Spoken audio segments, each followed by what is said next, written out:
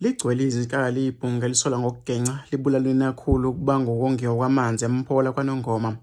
Lesi sigameko senze ngesithuba zasebusuku ngomgqibelo kube ukuthi umsolwa okunezitsholo zokuthi usekubhaceni ube nengxabano nkosana bathabela umthetho noma kunenakhulu okutheke besayelisana ngamazwi wadonsa ifosholo ebesegcekeni wamshangalo kube ukuthi umsolwa uqala ukushaya isisulu kwaze kwaba usiyeka ngoba esebona ukuthi sesiphelelwa ngamandla. Iphephandaba lithola ukuthi lesi sigameko senzeke phambi kwezingane ezimbili ezingamalungu omndeni kamufi naye-ke umsolwa, futhi-ke nazo okusolakala ukuthi zisindiswe ukubaleka njengoba umsolwa bebonakala-ke ngomuntu onolaka noma-ke obengeke salawuleka ngokulandisa kowesifazane ongumakhelwane kamufi.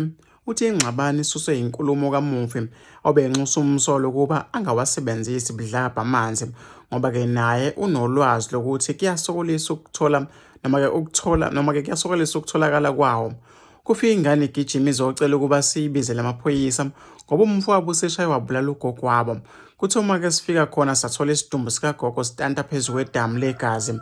Iyodwa-ke into-ke ebusa lo mfana ukungezwani nesikole nokugxila-ke ekusebenziseni izidakamizwa.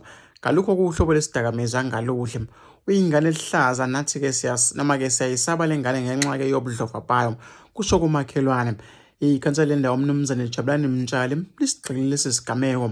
Indawo yalapha kwaNongoma noma-ke inenkinga yamanzi njengokujwayelekile. Abantu abadala emakhaya bahlala ngokunxusa-ke izingane zabo ukuthi zingawasebenzisi budlabha amanzi.